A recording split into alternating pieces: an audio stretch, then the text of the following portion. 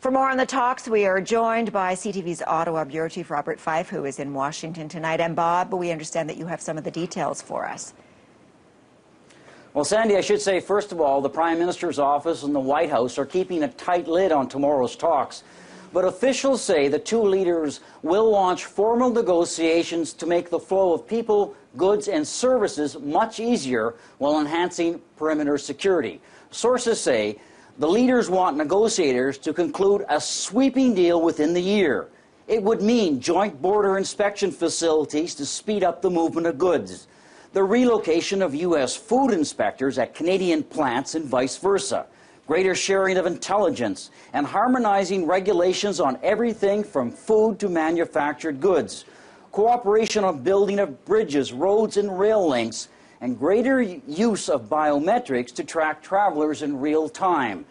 And sources say, Sandy, that this could be the most significant development in terms of Canada's border and trade with the United States since the 1988 Free Trade Agreement. Well, so significant, Bob. How is it likely to be received in Ottawa, then, by the opposition?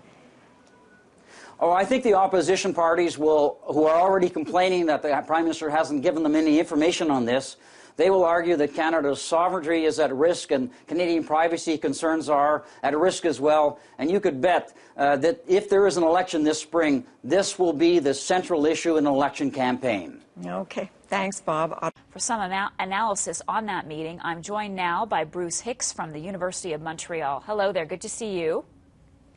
Hello, Marcia. So let's begin by talking about that agenda. What do you think's on the top? Is it the order of border? Is it the issue of border security? Well, I think border security is going to be what it will come out of the meeting, but by definition, things that come out of a meeting at that high a level have already been determined well in advance. Now, I'm just wondering, getting back to this issue of the security perimeter, because it's something that we've been talking about all week. What does the United States want? What does Canada want? How far apart are the two countries on this? Well, first of all, it's incredibly hard to negotiate with the United States because it has all the marbles in its basket. We need the United States to do business. The United States, while a lot of trade comes from Canada, they can easily take trade elsewhere. They hand out favored trading nation status as a reward to people in order to change foreign governments' policies. They know they have all the marbles. So it's hard sitting down and negotiating.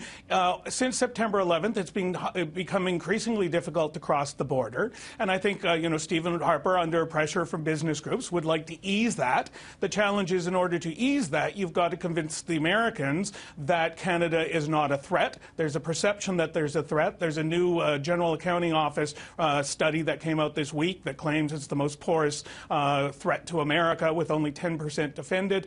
There's the myth they have to overcome, and there's also the simple reality of negotiating with a big player who is going to make demands. So, it's going to demand information on travelers. It's going to want changes to immigration policy. And these are tough things for a Canadian government to give up.